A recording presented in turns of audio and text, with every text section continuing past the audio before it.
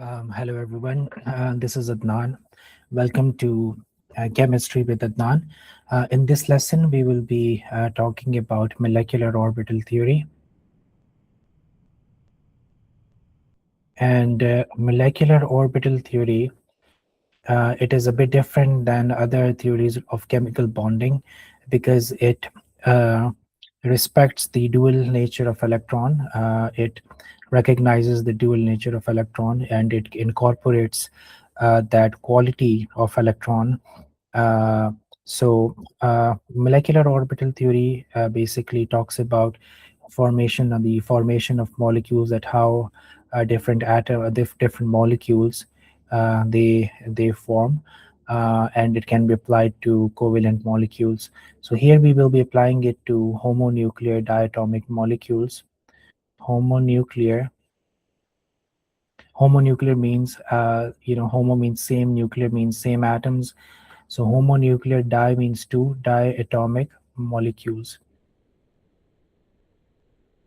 like H2, O2, F2, N2, and so on. So in molecular orbital theory, we will be covering these aspects. The first one is molecular orbital diagrams, that how do we draw a molecular orbital diagram.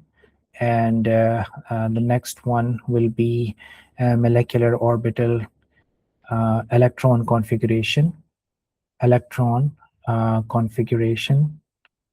And the third one will be bond order, that how do we calculate bond order, what is bond order, how do we calculate it.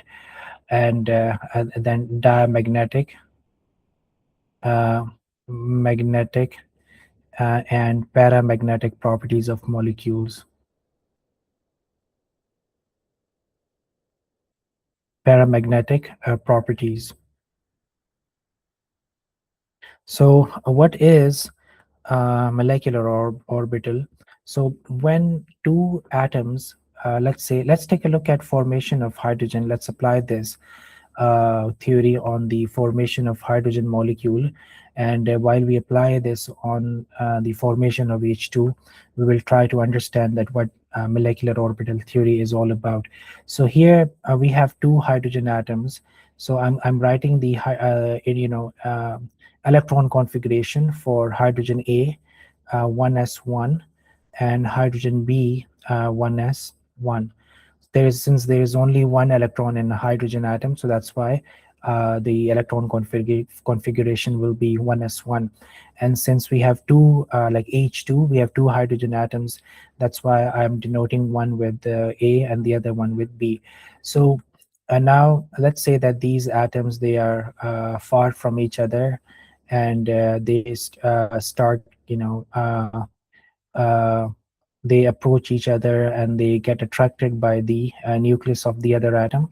And when they come closer, their electrons, they since electrons are waves, so these waves, they collide with each other, and they produce constructive interference as well as destructive interference. And as a result of constructive interference, their energy, it goes down, and they create a molecular orbital, which we call sigma 1s. And as a result of destructive interference, they create an antibonding molecular orbital. So this one is bonding molecular orbital, BMO, and this one is ABMO. Okay, so what is constructive interference? When let's say we have two waves, and when the crest of one wave combines with the crest of another, so their amplitude gets added and the wave is amplified. And when the crest of one wave, it interferes, or it collides with the trough of the other, so they cancel out each other, and we don't see anything. So when electrons they overlap, when their waves overlap, so we get both constructive and destructive interference, and as a result we get bonding molecular orbital and anti-bonding molecular orbital. So we don't have to go into that much detail about this because like this is not in our syllabus, so we just only need to understand that how bonding molecular orbital and anti-bonding molecular orbitals form and how to name them. So this will be sigma 1s, and the upper one, this one will be sigma 1s star, right? So now we have two electrons in each hydrogen, like one electron in each hydrogen, and total two. So if you remember the rules for electron configuration, that we start from the lowest energy level possible, and once the lowest energy level gets filled, only then the electrons can move to higher energy levels, which is basically the Aufbau's principle. So we have two electrons and we have one orbital, and each orbital can accommodate two electrons. So and the both of these, they will be accommodated here, but with opposite spin. This is Hund's rule, which states that electrons in the same orbital must have opposite spin. So this is basically the molecular orbital diagram where we have depicted the bonding molecular orbital, the anti-bonding molecular orbital, and how the electrons are filled. And now let us write the electron molecular orbital electron configuration. So again, we start from the lowest energy level. So this will be sigma 1s 2. So this is the molecular orbital electron configuration for hydrogen molecule. Now, how do we calculate bond order? We have a formula: number of electrons in bonding molecular orbital minus the number of electrons in anti-bonding molecular orbital, and divided by 2. So we have two electrons in bonding molecular orbital, and we don't have any electron in the anti-bonding molecular orbital. So we write 0, and divided by 2, we get 1. So now what does it mean? We can say that the bond order for hydrogen atom is 1. It means that there is a single bond between the hydrogen molecule, and it will exist. When bond order is greater than 0, it means that the molecule will exist in nature. So diamagnetic and paramagnetic properties will be discussed later.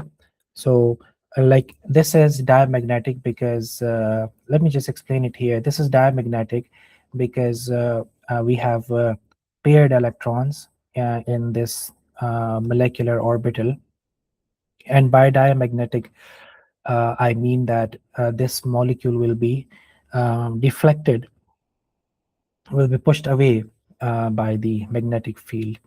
And if let's say we have a molecule in which there are unpaired electrons in any of the molecular orbital, it doesn't matter if it is bonding molecular orbital or anti-bonding molecular orbital.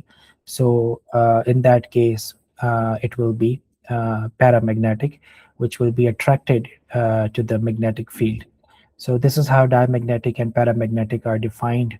So now let us apply this theory on the formation of helium a molecule He2. So again, first step will be that I will write the electron configuration for both of these helium molecules. So this will be 1s2, and this will also be 1s2. We have two electrons. The atomic number for helium is 2, and now we are in s subshell. So again, we draw the molecular orbital diagram for s subshell of helium molecule. So now we have, this is 1s for helium A, and this is 1s for helium B, right? So you can see here that in helium 1s, both the helium atoms, they contain 2 electrons now in their s orbital, so 1, 2, and 3 and 4. So now again we have to draw the molecular orbitals, and there will always be 2 bonding molecular orbital which will have a lower energy, and anti-bonding molecular orbital which will have a higher energy. So now remember that we have 4 electrons here, one on for H helium A, and the 2 for helium A, and 2 for helium B. So we will now fill these 2 electrons in these molecular orbitals. So I'm going to name these. This is sigma 1s, and this is sigma 1s star. So the antibonding orbitals, molecular orbitals, are denoted by a star. So this is BMO, bonding molecular orbital, and this is anti-bonding molecular orbital. Okay, now 1, 2, and now this orbital has been filled. We cannot have more than 2 electrons in this orbital. So the rest of the remaining 2 electrons, they will go to the antibonding molecular orbital. So 1 and 2.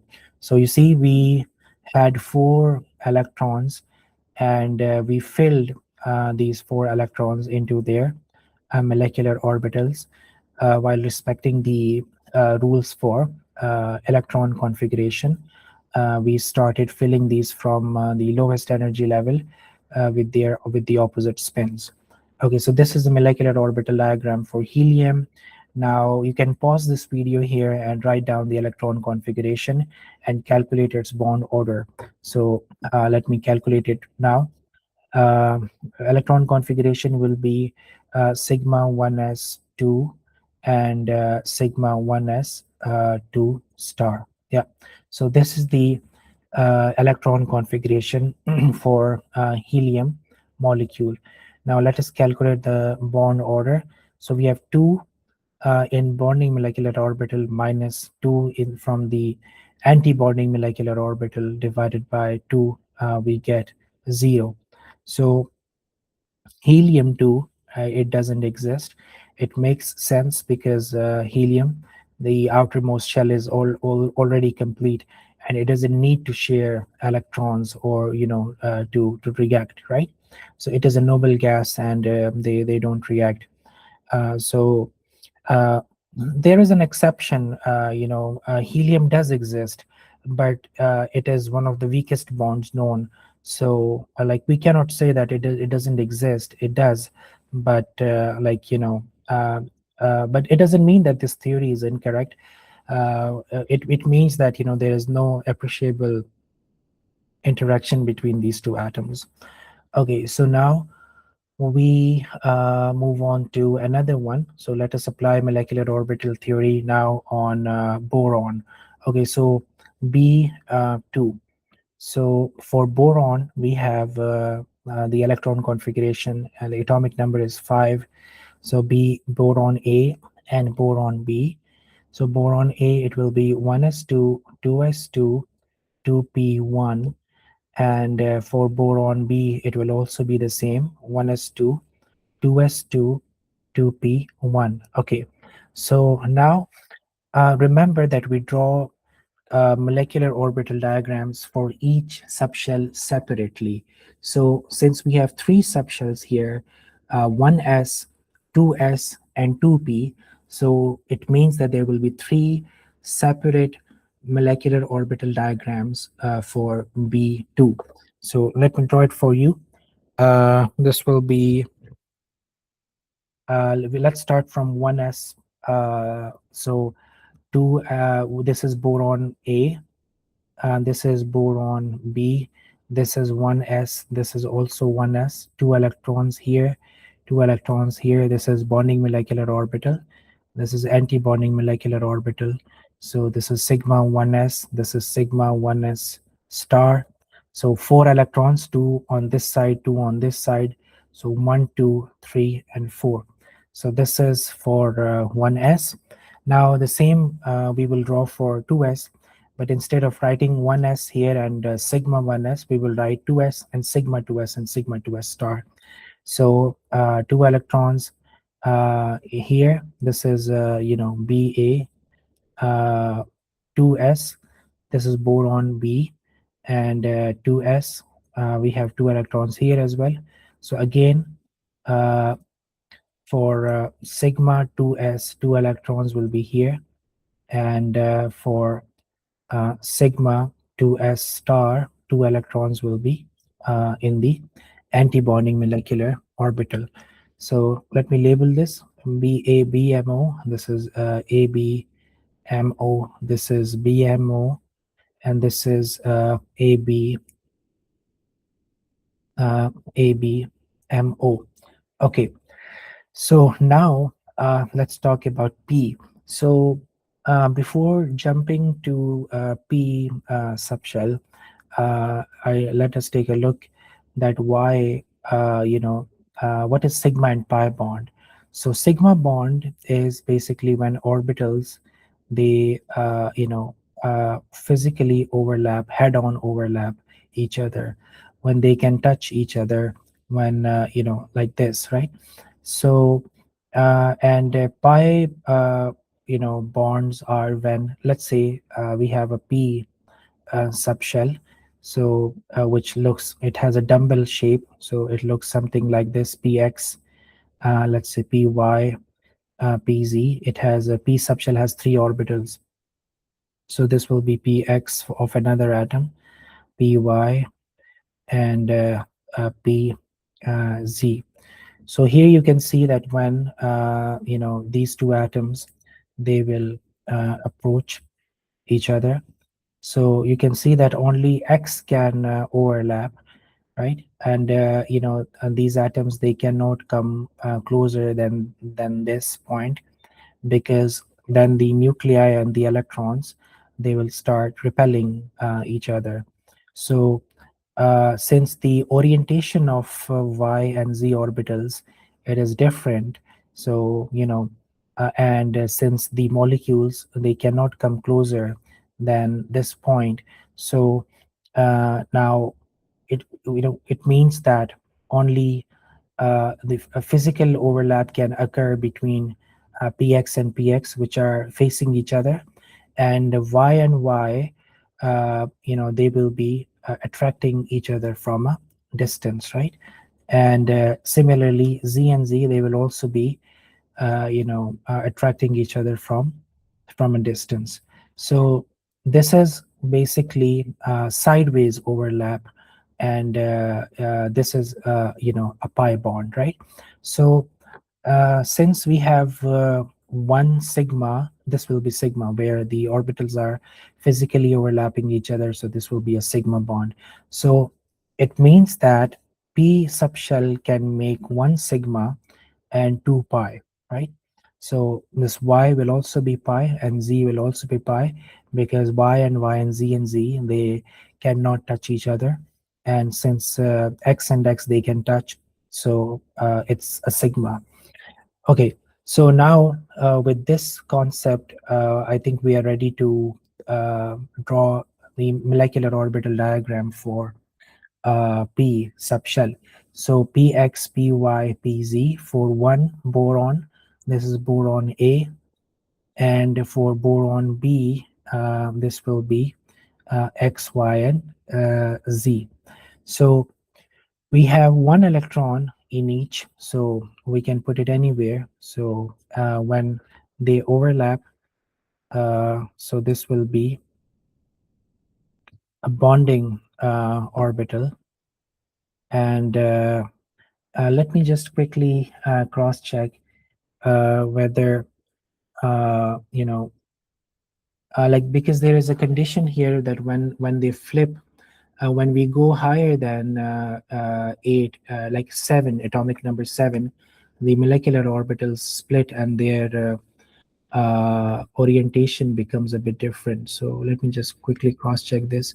So this is yeah, so yeah, so this is pi sigma, pi sigma. Okay, so this will be pi.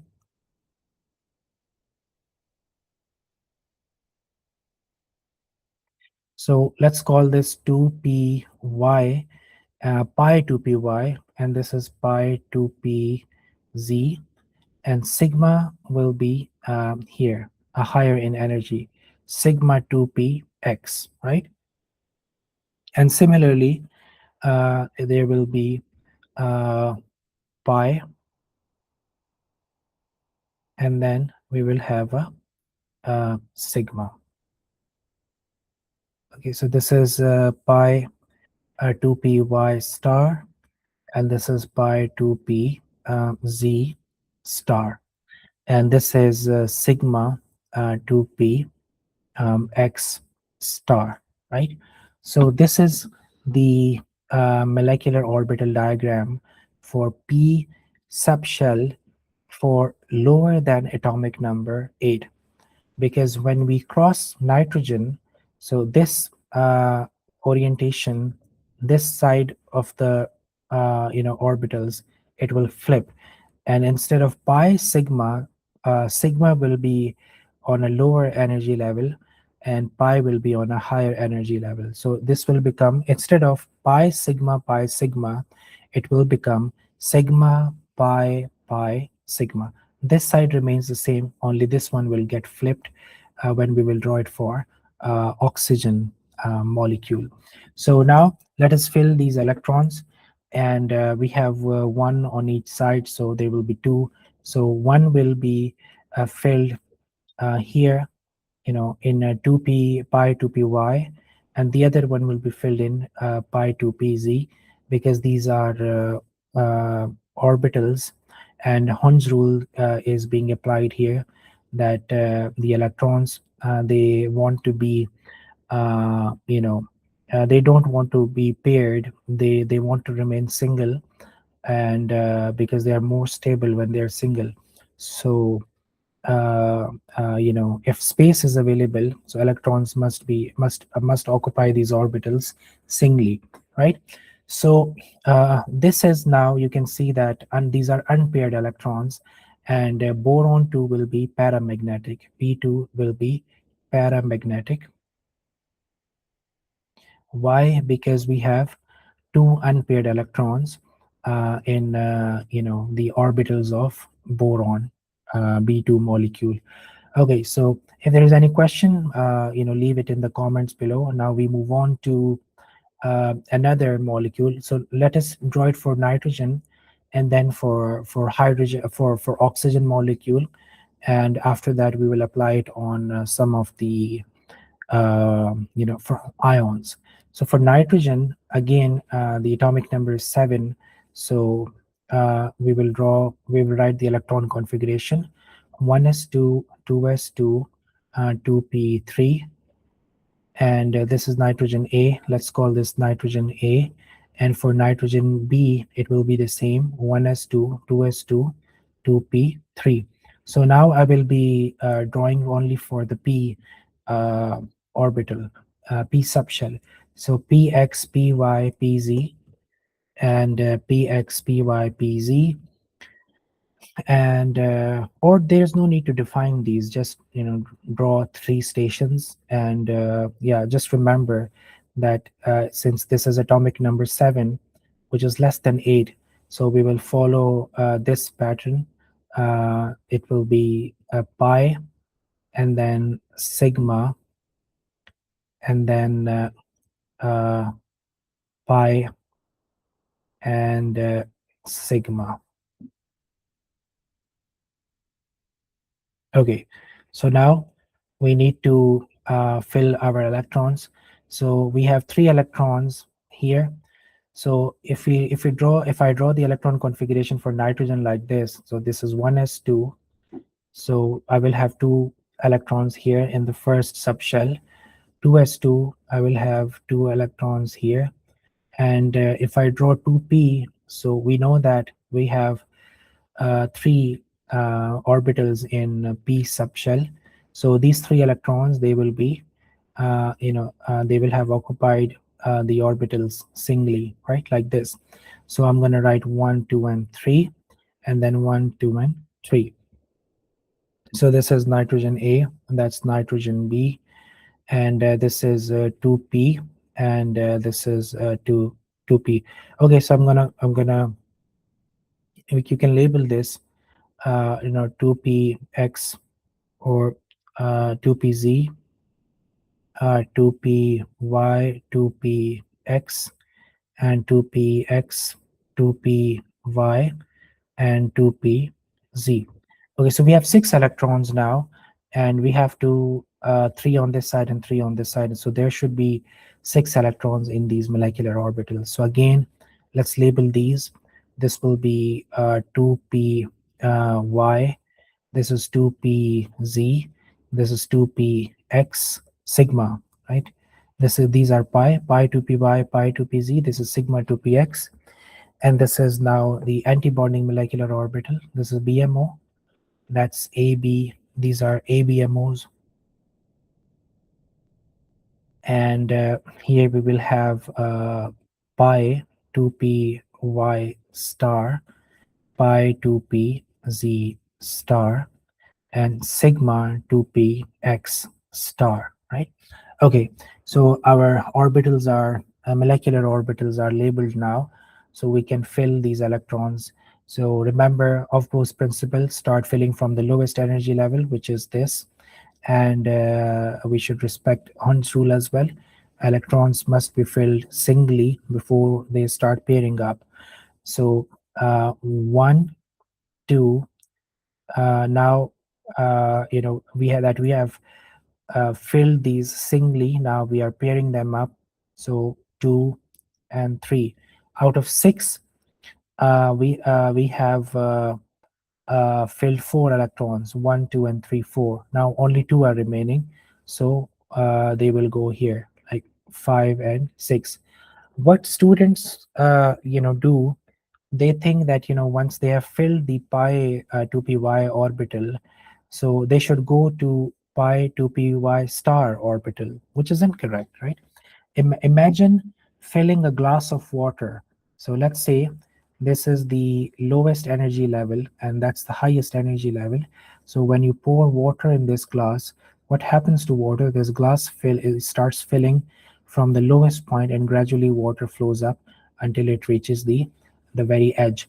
So this is how you should be filling this diagram, right? Not that once you fill something here, then you skip this and then you fill it here, and then come back and then fill here, and then go back and then fill it here. No, right? So remember this example of filling a glass of water. So it should be filled exactly like that.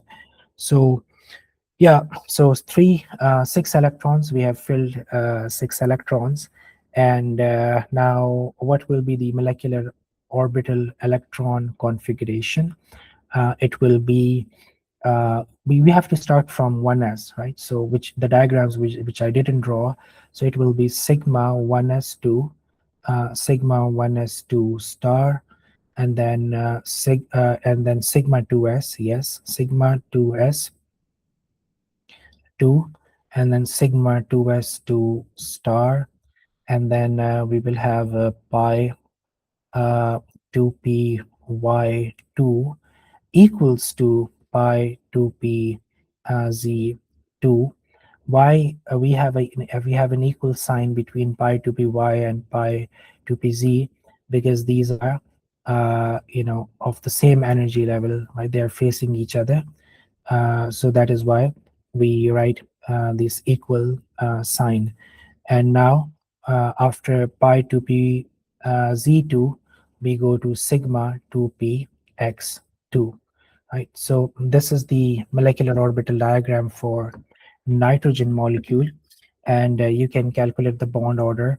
So for calculating bond order, you can only draw the outermost subshell, and picking the values from the outermost subshell, outermost molecular orbital, you will be able to calculate the bond order correctly. You no need to start from sigma 1s. So how many do we have in the bonding molecular orbital? 1, 2, 3, 4, 5, 6. So 6 minus, and in antibonding orbitals, molecular orbitals, we don't have any electron. So this will be 0. So divided by 2, we get 3. So it means that we have a triple bond between nitrogen molecule, right? So you see how accurate this theory is, and how like fascinating this is, that just solving it on a piece of paper, you can figure out that how many electrons will there be between the two bonded atoms. Okay, so this was for nitrogen. Now, this is very important. Nitrogen and oxygen, like from understanding point of view, you must pay attention here. I explained it earlier, but I will repeat it again. I must emphasize on this point that if we, as long as we are below the atomic number 8, the pattern for the P subshell is different, which is pi at first and then sigma later. You can see that, you know, uh, I do it like this: pi to py, pi to pz, and sigma to px. But when we, now that I will draw it for for oxygen, it will be flipped. And so let me draw it for you here on the side, so that you can see both the diagrams for nitrogen and oxygen simultaneously, and you can compare it more accurately. So again, for O2, I will draw it only for the P subshell, because I believe that at this point you are able to draw the 1s and 2s by yourself. So if I write the electron configuration for oxygen atom, the atomic number is 8. So it will be 1s2, 2s2, 2p, 4. And for the other oxygen atom, it will also be 1s2, 2s2, and 2p, 4. So this time in P subshell, we have 4 electrons each, right? So again, 1, 2, 3, and 1, 2, 3, like this: px, py, and pz. So I'm gonna label these now: p, 2p, z, 2py, 2px. This labeling, it doesn't matter, but just for reference, I am labeling it here. So 2px, 2py, and 2pz. Okay, so now 4 electrons in each. So 1, 2, 3, and 4, and 1, 2, 3, and 4. So I've filled 4 electrons in each subshell, and now I'm gonna draw the molecular orbitals. Okay, again, you must pay attention here, but this time, because this time it is going to be different than the diagram for nitrogen. And I'm gonna draw a sigma at the bottom. So I will start from sigma. So sigma 2px, and then pi orbital will be higher in energy, right? So this will be pi 2py, and pi 2pz. And now this will be the same, pi, and these are the antibonding molecular orbitals, and this is our sigma. Okay, so this will be pi 2py star, pi 2pz star, and this is sigma 2p x star, right? Okay, so now you can see here, if you focus on this section, so you will be able to identify the difference between these two diagrams. That for nitrogen we have sigma at the top, and for oxygen we have pi orbitals at the top, and for nitrogen we have pi orbitals at the bottom, and for oxygen we have sigma at the bottom, right? So this will happen at 8 equals to 8 or greater than 8 atomic numbers. So this is the switching point between nitrogen and oxygen. All right, so now let us fill our electrons. You can pause this video here and try to fill in these electrons by yourself. We have 8 electrons, 4 on this side and 4 on the other. So let us start filling these. So again, 1, 2, 3, 4, 5, 6, and now 7 and 8. You must pay attention. You see how I fill these singly before pairing them up. So you should also do the same to avoid any mistakes. And when you fill these electrons accurately, you will see you will end up having an unpaired electron in pi 2p y star and another unpaired electron in pi 2p z star. So what does it indicate? It indicates that oxygen is paramagnetic, which will be attracted to a magnet, right? So you can calculate the bond order as well just from this. So it is 6 minus 2 divided by 2. So 4. So divided by 2, so we get 2. So it means that we have a double bond between O2, between these two oxygen atoms in O2 molecule. So this was for oxygen. So this is how basically you draw the molecular orbital diagrams, and you must draw these by yourself. You must practice this. And again, if you have any questions, you can ask me in comments. You can ask me questions on school, my community on school.com, high school chemistry. And if you also need one-on-one lessons, you can contact me by filling out this Google form, which is given in the description below. I will contact you. And now we can apply this molecular orbital theory on ions, because on exam you may be asked to draw the molecular orbital diagrams, to fill the electrons, to calculate the bond order, or to write the molecular orbital electron configuration. I think it will be better if I write the molecular orbital electron configuration for oxygen. So let me just write it.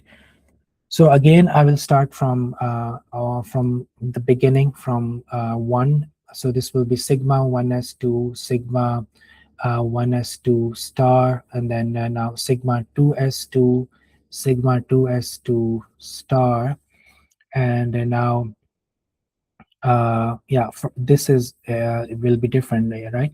So now I will start with sigma 2px, right, and 2, and then pi 2py2 equals to pi 2pz2, and now I move on to pi 2py star 1 equals to pi 2pz star 1. See, unpaired electrons, so which means that hydrogen is paramagnetic. Okay, so how do you draw the molecular orbital diagram for ions? So let's say we have N2, 2 negative, right? So now the question arises that how will you treat these extra electrons? Will they be a part of both the nitrogen atoms, or will they be confined to only one? So they are confined to only one. So when you're writing the electron configuration in the first step, like for example, nitrogen A and nitrogen B, so you will write one of these the same with 7 electrons, right? So 1s2, 2s2, and 2p3. And since it has a -2 charge, it means that this molecule has 2 extra electrons. Both of them, they will be assigned to the just one atom, right? So this will be 1s2, 2s2, and 2p. Like normally we have 3 here, 7 electrons, but this one, these extra 2 electrons, we are assigning it to nitrogen B. You can assign it to nitrogen A as well, it doesn't matter, but this will be 5, right? 2 extra electrons. So now when I draw the MO diagram for this, I will only draw it for p subshell. 1 2 3, 1 2 3, and now this is nitrogen A and this is nitrogen B. So in nitrogen A, we have 3 electrons in p subshell. So I will draw 1, 2, and 3. But for nitrogen B, I have 5.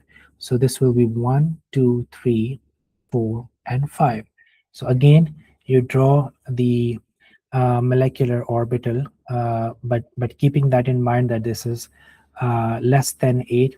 So we will have pi sigma, pi sigma, right? So pi 2p y, pi 2p z, sigma 2p x, and this will be pi 2p y star, pi 2p z star, and this will be sigma 2p x star. Okay, now it's time to fill the electrons. So we have how many? 1, 2, 3, 4, 5, 6, 7, 8. So let's start filling these 8 electrons now. So 1, 2, again fill them separately, and then start putting these up.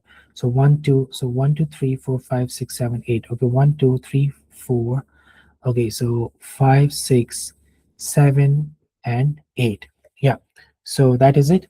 You can see here that nitrogen molecule with a 2 negative charge, it will be paramagnetic, because we have unpaired electrons, right? So you can write its electron configuration, a molecular orbital electron configuration. You can calculate its bond order, and you can give me these answers in the comments below. And yeah, again, you can join my community on school.com, SKOOL, school.com, and the name of the community is High School Chemistry. High School Chemistry. So in this community, I offer a free lesson once a month, and you can subscribe to my premium package, where you will have group lessons for like 4 times a month. And there are other packages as well, and discussion forums, and it is an interesting place to be if you are excited about learning chemistry. And all right, this will be all from my side for today. I hope you are able to understand molecular orbital theory. And if you have any questions, you can always contact me, and I will try my best to respond to you. So, all right, this will be all for today. I'll see you in the next one. Take care. Goodbye.